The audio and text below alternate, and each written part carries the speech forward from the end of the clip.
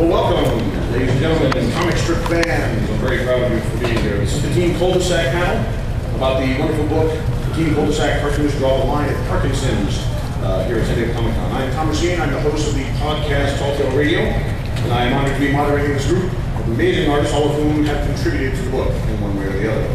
If you are here today, you are here because of the talent of this man, Richard Thompson, and you are aware of his talent. He's the writer and artist of the comic Cul de Sac. Cul de Sac got started in the Washington Post in 2004, and in September of 2007, it entered daily syndication through Universal Press. It immediately breathed new life into the comics section, garnering awards and accolades among his peers and a very loyal fan base. Not only is Richard an amazing artist and writer, but he is easily one of the nicest people you'll ever meet. But sadly, in 2009, Richard announced he had been diagnosed with Parkinson's disease, and it sent shockwaves through the cartoonist community. Every artist I knew wished there was something that we could do. Enter this man, Chris Peirce. Chris is best described as a seriously motivated fanboy. He's a graphic artist with his own studio in North Carolina, and he had befriended Richard over time. While the rest of us wondered what to do, Chris knew what to do. He put together this amazing book, filled with dozens and dozens of beautiful and heartfelt tributes to Richard Thompson and his world of characters in order to raise money to help fight Parkinsons. He was working in cooperation with the Michael J. Fox Foundation. The Team Cul de Sac book, with the auction of the original artwork, has raised over $105,000 for Parkinson's research.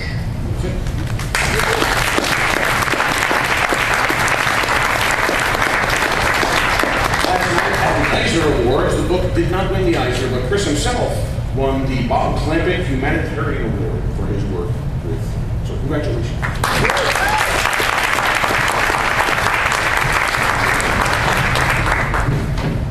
Through some means that no one probably understands, I'm believing it's either witchcraft or the Russian bomb, Chris was able to get the great Bill Watterson to contribute the first piece of original art that he has released publicly in over a decade. This book is filled with art from illustrators and cartoonists from all over the spectrum, so I thought I would show you some. Bill Ayman, Gary Trudeau, Lynn Johnston, for better or worse, Sergio Aragonés, Mad Magazine, Pat Oliphant, Nick Galifianakis, web cartoonist Don Griffin, Peter Bailey's Mort Walker, Patrick McDonald of Mutz, Norm Feudy of Gill and Retail, and Tom Richmond of Mad Magazine. And I'm going to let this one sit for a second. Stephen Pastis, What Crows Before Swine.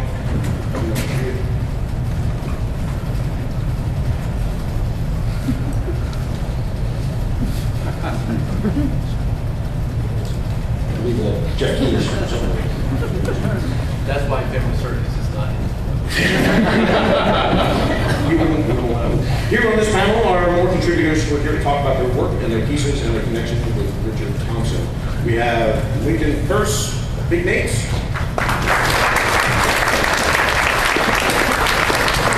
Tatulli of Leo and Parkinsons of Turnbloom of Imagine This. Jenni and Matt Holm of Baby Mouse. And the Eisner last night for Best for Early Readers. Andrew Farago is curator of the Cartoon Art Museum in San Francisco.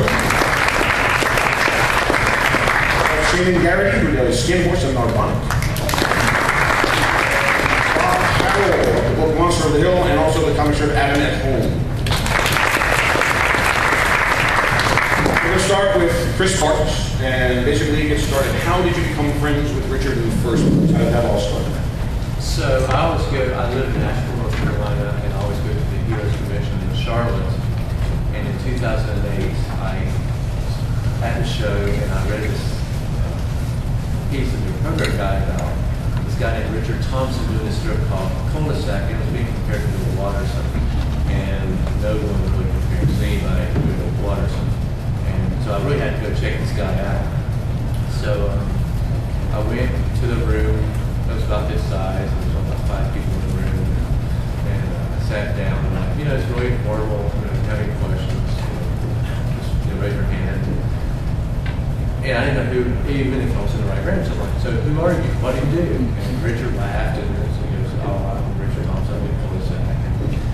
And I was just amazed by just his personality, and after the panel, we walked downstairs together, and at the point, he didn't even have a collection up yet. He was just a few months old. So I'm going through the original artwork, and I'm just laughing. I've never read anything so funny in my life. Until a point, I actually spit on one of the strips and decided I had to buy it. So Richard was surprised. You really want to buy it? I was like, well, yes, I have to now. So, and he didn't even have any books, so he gave me a press kit that they would give out to newspapers. And I took it home, and I told my wife, I was like, this is going to be one of the greatest cartoonists who's ever lived. One day, even if it's 100 years away, people will look back and see his body of work. He's going to be it. And I still believe that, and I think he's amazing. So that's how I met Richard. So what was your reaction when you heard the news about his Parkinson's in 2009? I was devastated because we kept in touch that year through Facebook, and right before the show, I said, I'll see you down at the show, and he wasn't there. So when I got back, he emailed me and said, sorry, I missed the show, but I just went to a doctor, and I'll be making an announcement, but I found out I have Parkinson's. And so that's how I found out. So when you came up with the book, when did you decide, you know what, I'm going to do a book for you? I'm going to help raise money for Parkinson's. So we continued to communicate and hang out, and then in 2010, my wife saw I was getting more interested in what was going on with Richard, and she bought me Michael J. Fox's book, Always Looking Up. And it's about him dealing with Parkinson's and him starting the Michael J. Fox Foundation to help find a cure for Parkinson's through raising money that was not controlled by the government, so they didn't have any government restrictions on the research. So I was like, if this good-looking rich movie star can do this, a poor web designer, ugly guy can do something too. And I knew right away what I wanted to do. I knew that I couldn't do marathons and do pancake dinners to raise money, but I knew cartoonists, and Richard knew everybody. And so my first goal was to ask Richard if he was okay with it, if he wanted to post a board, because this is not fun disease, and he was totally for it. He wanted to do whatever he could. And after that, I asked Lee Salem, actually before that, I asked Stefan one night online. Stefan passed this, hey look, I have this idea, and I'll need some artwork. Would you be interested? It's for Richard to raise some money for Parkinson's. He's like, sure, anything you need, anything Richard needs. And so then I emailed Lee Salem, the president at the time of Universal Euclid, and said, look, here's my idea. I've got Stefan Pastis and all these other cartoonists on board, and I would like to do this nice book where they can do artwork, we auction it off. So I was just not to believe the idea. And then the proceeds will go to the Michael J. Fox Foundation, and the book proceeds will go to the Michael J. Fox Foundation. About 3 weeks later, we had a green light. So how did we get Watterson? I mean, that's kind of a big story when you let the floodgates. How did you, because Watterson disappeared, like Howard Hughes. So how did this happen? So Bill was, obviously, would be anyone's ultimate goal to get to do something. And he had already written the forward. The forward, so I knew he liked Richard's work. And after a couple of months of asking around, I had asked Lee if he would be interested in asking some inclusive cartoonists that he knows, would he be interested in doing maybe something for the book. And Lee wrote me back saying, I've already sent some big names in the cartoon world, the information, and I sent it to Bill, but he's not going to do it. And so I was still very hopeful. And out of the blue, one morning I got a phone call from someone at Hendricks McMill in tears saying, you're not going to believe this. We just got an overnight package from Bill Watterson. He did it in the wood painting. And that was it. Bill had either from reading about it from Richard's blog. Bill actually doesn't remember if it was from Richard's blog or from Lee. Just decided to do something, and he didn't tell Lee. He just sent it in, and so it just showed up on the we had to pay it. And you auctioned off the artwork. Where did that look at? A little over $13,000, and that's his first oil painting ever to be sold or seen. And so somebody So what was it like working with Michael J. Fox? You have a picture there. I mean, as it working with their organization, it's continuing on. It's continuing on. They've been great. I can't say enough about the organization. It's very helpful. They thought this whole project was very unique. Again, they're used to marathons and pancake dinners and races and things like that. So this was something totally out of the blue. And what was Michael J. Fox's strategy? Did you show him Sergio? Well, he's a big Mad fan, so he grew up reading Mad magazine. And he told me, he said Mad magazine was my Bible. So he loved it, and so he's been very supportive. So everyone there has been very happy with this project because it's so unique. All right, we're going to start talking to the artists about their work. The first one up is Lincoln Peirce, Big Nate. And I'd like to ask Lincoln, first of all, your thoughts on Richard Thompson and Cul de Sac in general. What did you think of the strip and of him and his artwork? I'm a huge fan. I said the other day, I was doing a question and answer with Mike Cabinet, who writes the comic risk blog for the Washington Post. And he asked me for a few thoughts on Richard, and I said, I listed all his accomplishments in terms of his, just his genius as a draftsman, as a caricaturist, as a writer, as a poet, and then, by the way, he brought us the best comic strip to come along since Calvin and Hobbes. It's one of the best comic strips of all time. There's no doubt, for me. And one of the things that's, I think, notable about Richard is how admiring of him, how in awe of him other cartoonists are. I certainly am in awe.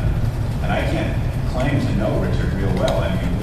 We sort of struck up an email friendship before we met in person. And he sort of, he emailed me and said that he had liked a particular day of Big Nate, because he could see Big Nate in the Washington Post. And then so we agreed to exchange originals, and someone said, when you agree to exchange originals with Richard, it's going to take a while for you to get yours. And I said, that's okay. So I sent him mine. This was in, I think, 2009. And I got mine the other day. Organization not his choice. But bless his heart, he sent me 2 originals, and he sent me the cover of his most recent compilation, for which I wrote the foreword. So I got the better of that deal by far. But he's one of my heroes, and I read the Boston Globe, and the Boston Globe started Cul de Sac right when it was syndicated. Then they canceled it because a lot of readers wrote in and said, these kids are ugly. and then they brought it back. My goodness. So I loved seeing it in my morning paper. I want to talk about your piece. The first panel is a reference to Richard does a thing called Poor Richard's Almanac, or Richard's Almanac. So it's his take on politics and all sorts of stuff. I really just wanted to. So what did you want to do with this piece when you were contacted to do this? Well, I think we had no real formal instructions. It was just really what I wanted to do was in some way kind of pay tribute to Richard without, it's like you're not going to be able to imitate Richard's style, and you're not going to be able to, I don't know. I just sort of got the feeling that if you could in some way do something that kind of indicates your affection for Richard and Richard's characters and combine that with your own work, go for it. Why did you choose Petey? Well, because Petey is one of the most perfect comic strip characters of all time. I used to think that, you sort of couldn't do better than Charlie Brown as sort of like the everyman, kind of like the kid, the neurotic kid, the kid with problems. And yet, Petey is, for me, even kind of he's more idiosyncratic, he's more of an oddball. Oh, Charlie Brown was Charlie Brown. He does.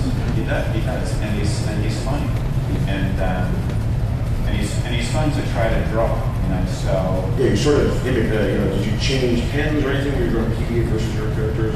Yeah, I just sort of, I draw with these like pigment liners, and I usually draw with a 0.5 or a 0.7, and so when I was drawing PB, because, Richard has this, who draws with nibs, it's like, so he's got a much more changeable line, and so I drew with a 0.1 and a 0.3 and just sort of fussed around and got scratchy and stuff, but, it's a pale imitation. Wonderful. Let's move on to Mark Tatulli's. Mark does Leo and Part of the City. So, Mark, let's talk very quickly about your feelings on Richard's work in general. Richard's work is amazing. And what I really like about Richard's work is that it doesn't appear to have any kind of forethought to it. It doesn't look like it's penciled first. It just looks like it's drawn. And it just comes out of him, and it's very natural and flowing and beautiful in that respect. Very kind of scratchy and loose. What I like about how Richard draws, I mean, let's not even talk about his writing, because his writing is spectacular. That's like icing on the cake. But his artwork is just very different. A lot of cartoonists, and I myself included, interpret things and people based on, a lot of the times, how we've seen other cartoonists draw. And I remember one time I saw a fire hydrant that Richard had drawn. And it looked like no other fire hydrant that I'd ever seen. It looked like a real fire hydrant. It looked like the fire hydrant that you would see in Maryland, where he lives. And my fire hydrants always look like fire hydrants that I've seen other cartoonists draw. And it's my interpretation of that. But Richard really seemed to draw from what he saw. And to me, that's the essence of what an artist is. And it made me step back and look at myself, and I'm like, why am I drawing the way I draw? Why am I doing, basing myself on the way other cartoonists interpret things? And here's Richard, I swear he just pulled it out of like nowhere. I mean, and I'm telling you, it's like little things like that. But his whole comic strip was like that. It's how he saw things, it's how he drew things. It is uniquely original, and that's what makes a great comic strip. And that's what makes a great artist. And that's what Richard is. Very unique voice. Yeah. So in your piece, you both get to make fun of comic strips at the same time and embrace his. And you chose Alice as the character. Why did you approach this one? Yeah, and what I love about Alice, actually, Petey's my favorite character for the reasons that Lincoln mentioned. I really relate to Petey because he sits on his bed reading his books, and then, Alice would come in and start bugging him while he was reading. I remember that from my childhood. I loved, just reading I had my box of Mad magazines that I would read over and over and over again, and sitting on the bed, and that's who Petey is. But I loved it, the way that Alice is drawn. She's so whimsical, almost like a book illustration, rather than a comic strip character. And I love that she wore boxes on her head, and the boxes always had details in them. And it's just amazing to me. And to me, it's a real joy drawing this character because it's so scratchy. And I created a kind of a watercolor look to that final panel there, which I think is prevalent in Richard's work too. And just the odd perspectives that he has on things too. You could see the tables would be tipped up almost like a Picasso painting. And I love that about his work. That's just, you try to mimic your style, but it's just, you'll never capture it.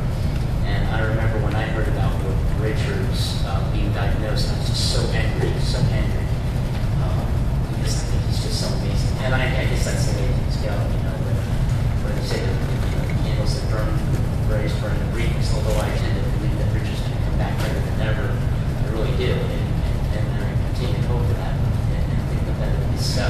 But that's where this comic strip came from. Anger. I'm not saying that anybody else deserves, he deserves to go on, but some other people don't. But I thought there was a lot of mediocrity in the comics pages, and Richard is anything but, and it's just not fair. Lucas, let's turn to you. Lucas, in this beautiful piece, a lot of people have commented on this piece. I love this piece. What, in terms of Cul de Sac in general, what are your impressions of his work and how did it affect you? One of the things I like to do when I draw is listen to podcasts. And there was one podcast that had mentioned the strip in passing. They were talking about, I don't know what they're talking about. They were saying that they kept referring to it, and they said, well, it's only in 100 papers. How can this thing only be in 100 papers? I'm like, what is this strip? And then I found it. I'm like, God, how can this only be in 100 papers? This is beautiful. And I'm hoping that's my fault. I don't. I'm not. Yes, it was your podcast. And that's how I discovered it, and it was one of those things where you just fall in love with it. It was absolutely beautiful. And then I met Richard, I believe in 2009 Comic Con, and he and I sat down to talk. He had a signing and I had a signing, and it was just this great conversation. And then he drew a doodle in my book of my character in my comic strip, and I think that he had announced at that con that he had Parkinsons. I believe that's what it was, and it was one of those things where it was like, this is just not fair, and there's no words to describe it. It was like, how? Because this thing is just, it's perfect. In my opinion, it's just a perfect comic. And it's one of those things where you look at it and you look at your work and you're like, I'm doing it wrong. This is right, I'm wrong. And I was thumbing through one of the treasuries before the panel, I'm thinking, I'm still doing it wrong. This is all right. So when you decided to do this piece, where's the inspiration to use Dill, especially this character Dill, who's a wonderful superhero? Well, obviously, Dill's an amazing character. I love that he's just so literal. And, he's just a hilarious character. But this actually was, I think that Richard had taken a panel from one of his, it was either a Sunday or daily. It was just one panel, he put it on his blog, and I looked at it, that's incredible. But it was this panel, so I wanted to do that panel as a watercolor, and that's why I did that. I haven't done watercolors in a while, and I thought, why not? Why not now? It's a beautiful piece. I love it. Thank you. Moving on to Jenni and Matt Holm, Baby Mouse. We'll start with Jenni. I wanted to talk to you first about it because you guys both have a very personal relationship with Parkinson's, unfortunately. I believe your father had Parkinson's and his siblings have. So could you talk a little bit about that first? So our life, we've been really fortunately involved with Parkinson's disease. Our father was a doctor, and he contracted Parkinson's when I was in my early 20s. We were still in high school. And it was a kind of a terrible thing to realize when you're a doctor and you kind of know what's going to be happening. And so our father actually lived quite a long time with Parkinson's, which was a blessing and a curse, as you may imagine. And I feel like our entire adulthood was shaped by Parkinson's, about caretaking for him, and then his brother had it also, and they're both our father and our uncle are both deceased. So it was really horrible and stressful, and it's a weird disease, right? So Parkinson's, most people think it's like this shaky old person, right? So it's a neurological disease that affects fine motor skills. So for a cartoonist to have a tremor when you're trying to draw, I can't actually even fathom like a worse disease to get. For our doctor, it was similar because he was an artist and would sew up patients like surgically, and so he couldn't do that anymore. So did my forehead twice, actually. Yeah. And so actually very early, a few years after he was diagnosed, and Michael J. Fox came out and publicly said he had Parkinson's. We were all blown away. We thought it was just so great that he came out and said that, he was setting up his own foundation to do specific research towards Parkinson's. And so I actually was involved with the Michael J. Fox Foundation in its very early days as a fundraiser when I lived in New York City.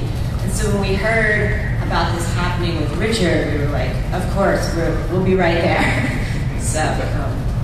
Yeah, so I think Jenni actually was the one who tipped me off first about her Team Cul de Sac effort. And I really grew up in that golden age of, that sort of last golden age of comics with Bill Watterson and Burt Breadin, I just read Balloon County and Calvin Hobbes like a maniac all the time. That through the 80s and into the early 90s, I read the newspaper every single day to find those. When I went to college, I became a political cartoonist at the school newspaper. And then I had to keep reading newspapers every single day to find out what was going on. And of course, I always got to read comics then. So I went from like a massive, massive consumer of every single comic that's out there to, after I graduated, almost no comics consumption at all. Because, then I was a 20-something, first job, living in the city, and didn't really have time. No one was getting papers at that point. You didn't get delivered anymore.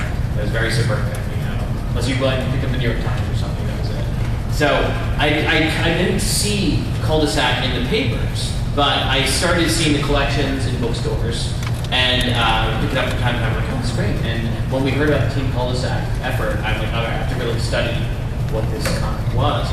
I basically went through a couple of treasuries and every single strip that was online and just went through. I'm like, oh wow, it was very strange because it reminded me a lot of my early sort of art efforts, where when I was still working on paper at that point, all my stuff is digital now. I also was a person who drew with a nib and did a lot of my coloring with watercolors, and I'm like, oh, this feels really familiar, all the stuff he's doing.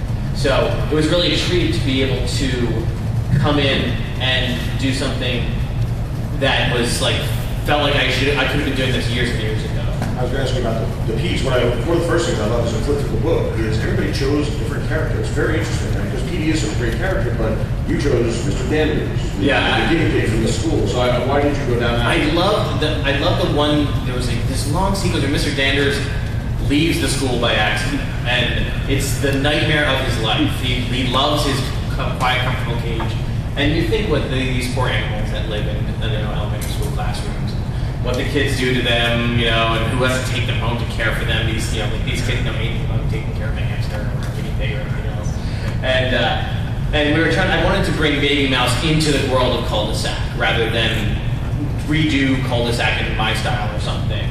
And I figured the person that she could interact with, and it wouldn't seem too strange, would be another animal. As in, Mr. Danders already talks, so I figured, we'll set him to talking. And of course, he would love his cage, and she'd be all indignant because she's about getting out there and seizing life and doing everything and dreaming big.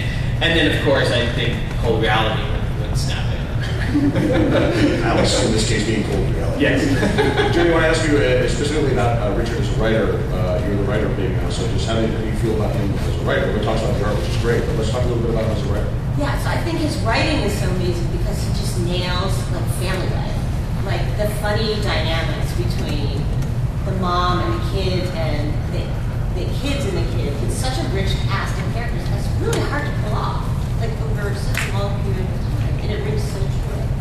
I have a 7 and a 5-year-old, and I love the surreality of Alice. She'll just come out and say something completely bizarre. It's so true. You just say something like, so I love that about that. That's true. It's great. All right, moving on. Thank you very much. Andrew and his wife Shaenon Garrity. Shaenon did the art, but Andrew is the curator of the Cartoon Art Museum of San Francisco. So you have a very unique perspective here, I think, because you are totally immersed in this world of both comic books, comic strips. You've seen some of the greatest art, and you've talked to some of the greatest people. Talk to me a little bit about it. And I go home to a cartoonist every day, so there's no, it never ends. You have like the greatest job of all time. It's up there, yeah. I actually first discovered Cul de Sac because of Tom Spurgeon, who runs a site called The Comics Reporter, and I trust Tom's judgment on comics implicitly. He's such a huge fan of Richard's, almost to the point, Tom has said this himself, almost to the point that he's a stalker. And it's like, well, if Tom won't shut up about this guy, I better check out this comic. And reiterating what everybody said, it feels like an autobiographical strip I did as a weird 10-year-old kid, sitting in my room reading comics while kids are playing baseball and running around. I want to avoid all that. And Richard's actually he's actually one of the only strip cartoonists. Again, I handle artwork all the time up to run to buy it. But somebody I actually sought out and said, I really need to get an original from this guy. And I picked one of the most, again, strips that felt the most autobiographical to me, like something I could really identify with. And it's Petey reading Little Neuro in Slumberland, sitting on his bed, and he's reading a comic about Little Neuro.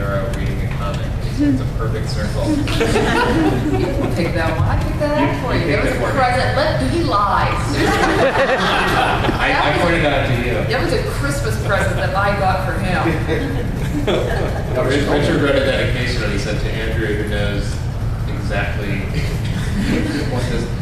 exactly what I'm talking about, and we've got that framed and hanging in our house.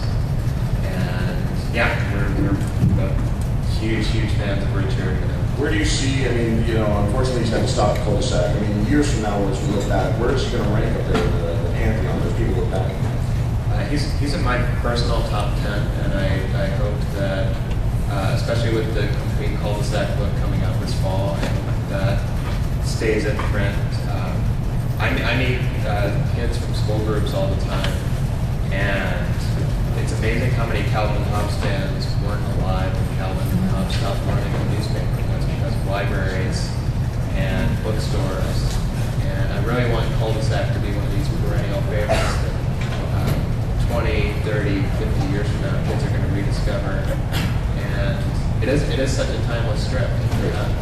They're not going to Justin Bieber concerts and tweeting and Facebooking and MySpacing and whatever horrible dated reference I can draw here. That's our job as parents, to make sure this stuff goes on. Yeah. Your collection. I think it's just such a timeless comic that it really is going to endure. And that's my hope. People keep rediscovering it and thinking, this is me. This is a strip written just for me. Whether they're discovering it now or 100 years from now. Okay, let's talk about the art and the thing you did. I love again. I don't even think we planned it out, and we chose a different character. Ernesto, who is this wonderful enigma, realist, not realist. He's an enemy. It's wonderful. So what did you approach? Ernesto Lacuna is, for those not intimately familiar with the strip, as everyone should be, is this friend/enemy of Petey's who may not actually exist. Petey interacts with him regularly and is himself confused as to whether or not Ernesto is a figment of his imagination. But he has a lot of very strange habits and legends surrounding him. So Andrew and I are big fans of Richard's previous comic, Richard's Poor Almanac, which was pretty heavily influenced by the old Ripley's Believe It or Not comic strip. But I knew that Richard was a big fan of those strips, that whole genre of trivia, factoid comic strips. So we decided to do one for Ernesto. This is our Ripley's Believe It or Not Ernesto strip. I penciled it, and then Andrew inked and colored it. And I don't know how much of this you can read, but there's up in the upper right corner is a section on his named each of his fingers. That's my favorite part. Which was something that my brother actually did when he was a little kid. He was about 5 or 6. He named all his fingers, and then he would they all had complete nonsense names. So these are actually all based on true stories. I should say that, at my high school reunion, I asked about one of my friends who wasn't there, and the update on him was he's crazy, he ate a whole pencil. The middle part and everything. That's an exact quote on a member of the Wellington High School class and what he'd done with himself in the 10 years since They always say write what you know. We know that. How do you feel about public school? Very much so. Jenni, how do you feel about Richard as an artist? I mean, when you look at his work, what do you He's get an out of it? amazing artist. He's just beyond anything. He's got one of those amazing art styles that is completely unique, completely irreproducible, which is why we've not really tried to copy his art style or anything for this piece. It's like with amazing character designs. Actually, I think Andrew made Petey look too much like Richard's Petey. We should have just done more. We should have done a more different Petey, but his art is unbelievable looking, and the combination of art and writing of the strip is perfect. They're both really idiosyncratic and very much. They capture the specifics of the character and a universal sense of humor at the same time, which is ideal, like what you want to do ideally with a comic strip, and it's something that's so very, very rare to see. That was something that Calvin and Hobbes was always very good at too, was being tapping into universal themes that everybody could appreciate about the characters, but at the same time making the characters very specific and real. Richard's even beyond that. His characters are such unique characters, but at the same time they seem very much like kids you would know, and you instantly recognize, what Petey is like and what Alice is like, what the parents are like. It's he's just amazing. I love his work. And I'm very sorry that the last time I ran into him, last time I hung out with Richard in person, I was very hungover and then I threw up all over the place in front of him. And then I had to go in the parking lot for a while. But other than that, working on the Cul de Sac book has been a dream. We're hoping to see him again soon so that we can have hopefully a better visit. I think he'll be busy. I like that Ernesto was He's always busy ever since that day. Ernesto was undefeated at J. Yeah. This is all based on true stories. Rob Harrell. Yes. At home. And I believe you talked to me a little bit last night about this. This is, I believe, the only piece that's going to be somewhat inspired by drug use, which is the story you need to tell people. So tell me, first of all, about your impressions of Richard in his art. I met Richard in New Orleans at the Reuben Awards, and honestly, just one of the nicest guys I've ever met, one of the sweetest guys I've ever met. And one of my favorite photos that I have is, this was a couple days into the thing, there have been some drinks, and there's a photo in my hotel room of two of the sales guys from Universal Press, and Richard and I, all in our tuxes, sitting on the bed having a cocktail, and it was such a great moment. It was so much fun just to sit and hang with him. So I think it's just amazing, and I worship his art. So where did you get your idea for this, obviously, 1980s television show where Pete and Alice solve mysteries or something? It was from Painkillers. At the Boston Reuben Awards, I stood up out of a chair, kind of like this one, and between the salad and the main course, and broke both bones of my leg.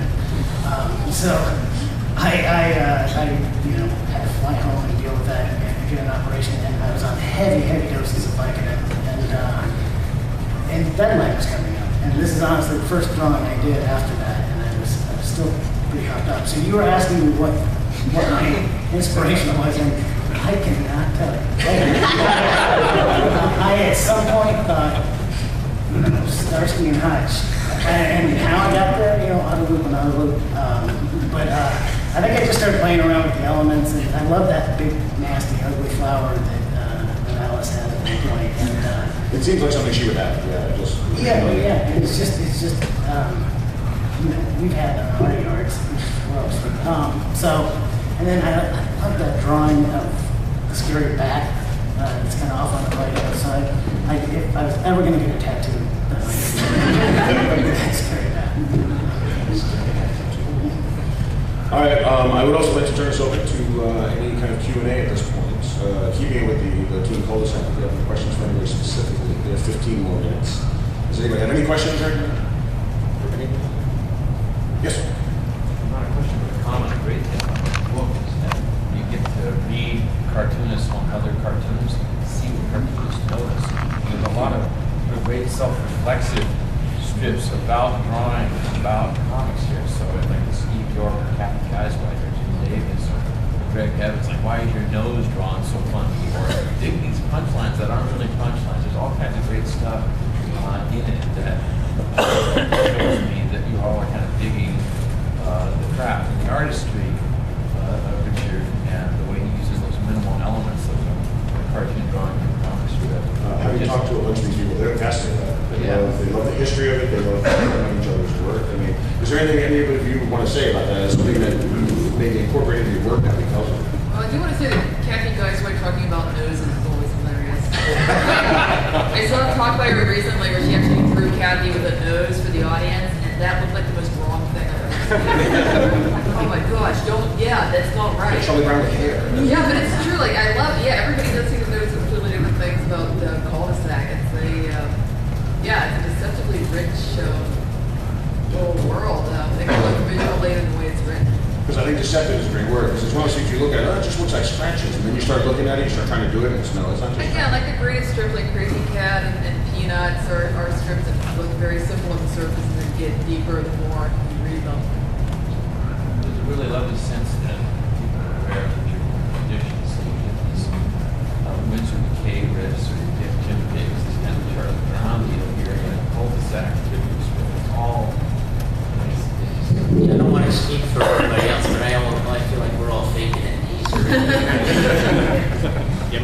notice just extreme envy. We're like, oh, why can't we do that? So if you've never read Cul de Sac, the complete collection will be out actually in May. It should be a 2-volume slipcase book. Art Spiegel is writing, or has written the introduction. It's going to be wonderful. That's all. It's going to be wonderful. What kind of textures and anything, artwork, things like that? Do you know? Can you say? No, I'm not going to say something. No, so it should be a secret. Art's doing writing the intro. Oh, Art was thrilled. Art was very disappointed because he was so busy he could not get anything enough time to us, and he really wanted to. So this was him trying to make up because he was so disappointed in not being able to. So. Well, I got you. Where can they get the tools? What's the best place for them to get them? If you really want one bad, like right now, I have like 5 that you can buy, so I don't have to carry it on the plane in about 2 hours. That would be great. If not, you can buy it in bookstores, Amazon. You buy it from my website, I'll sign it if you want my signature. So, Sure. Other questions, sir? I've talked to a number of artists that were late for the book. Richard was usually late for his scripts, or he was always at the tail end. Is there a thought of having a full circle, so Cul de Sac that goes the other way, have book 2 of Cul de Sac, Team Cul de Sac? I probably already have another 150 artists that would do it in a heartbeat that has emailed me. But I have some other ideas about another book. So we're just, I need to wait. My wife says she would kill me if I spend another 2 years working on the book with 150 crazy cartoons. Unique deadline, so she sort of wants me. So, but I do have really good ideas, and Richard will have another book coming out hopefully in a year or so that I can't say anything about. So it's going to be an art book. So I will say it's going to be an art book. We really want to focus on different sections of his career because everyone knows him from different areas of his career. His Washington Post work, his advertising work, his, Richard's Almanac, Cul de Sac, so there's all these different facets. So we're working on something really special, and I think it will be one of the most unique art books you'll ever see. So I'm happy to have a very small part in that. So it should be good. Further questions? Yes, sir. Why its name? Why Cul de Sac? It means no way out. I think that's why. This is not my script. When I did interview him, and when he talked about it, that was the reason. He wanted something suburban, and some of the early strips, he drew the neighborhood, and it almost, to me, I'm going to get nerdy on it, it looked like the city of Lord of the Rings. It was all like just a pile of buildings and stuff. There was no way out. It was almost like a scary place, but a home place at the same time. So he liked that. He just liked that concept. That's where you went home, was this little place in the cul-de-sac. So I know that's why he chose that. Kind of a scary looking suburban life. And his French is really bad. Maybe he did something else. It's strange. It's a typical sentence. It's a typical Catalan sentence, Cul de Sac, that means no way out. It's strange too. Here means a street that just ends in a circle, and then that's it. No, you just don't. Question, here? Yes. I know Andrew touched on this briefly about what strip opinions really spoke to you. I was wondering if anyone would like to talk about one that really spoke out to them. I will. I think one of the great things about all comics is that as you read them, you see that cartoonists they all have their own little obsessions. And one of Richard's obsessions that you see in Cul de Sac again and again is shopping carts. And he draws the greatest shopping carts ever. So the strip that I asked for, which I did, which I now have at home, is a strip where the kids are on sort of this nature hike with a park ranger, and of the characters, Dill is particularly fascinated with shopping carts. His brothers collect them or something. Yes.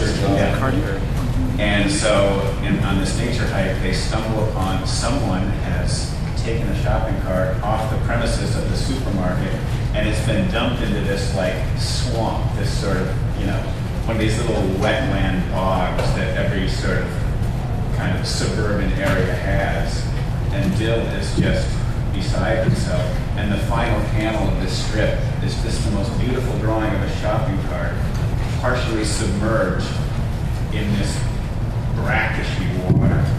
And Dill's voice is coming in from off the screen saying, "Somebody do something." It is awesome. It's awesome. I love it so much. And I'm so proud to have him.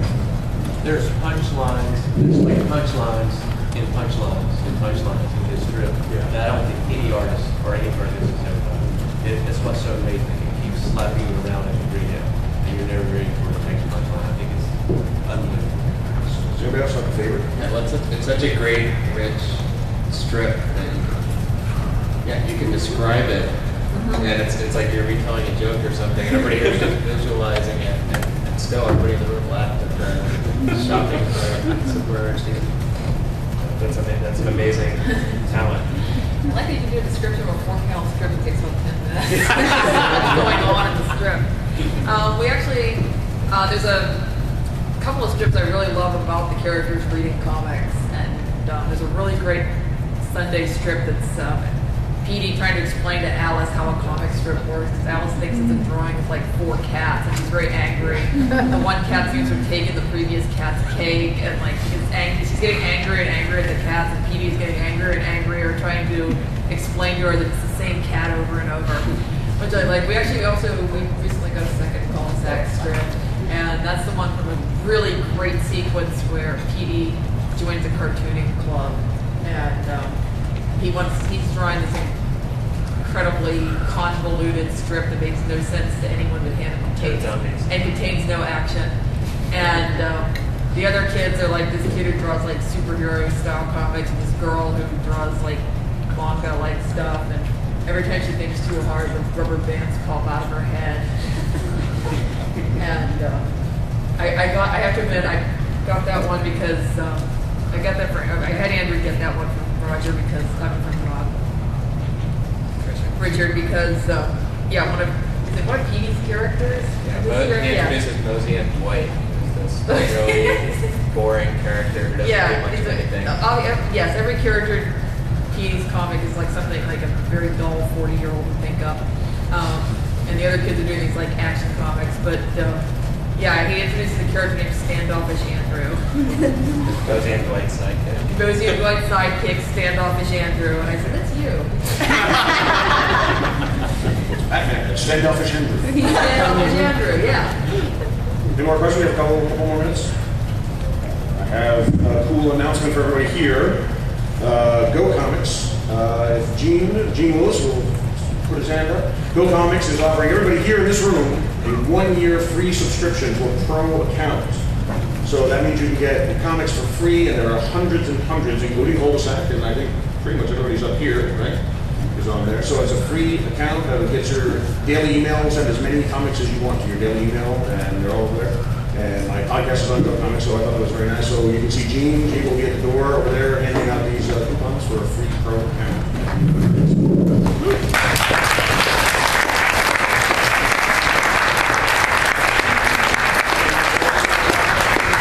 I just want to say thank you to everyone on the panel, and there's some other contributors in the audience, Bill and Rick Kirkman and the guy with the phone. No. Is that Richard? No, we're not done. And anybody else I'm missing, just thank you so much. It's meant so much to Richard. It's meant so much to me, and we'll be doing more. We have more ideas, and we'll keep raising money. And not really Cul de Sac. You need to. It's one of the best trips of all time. Thank you.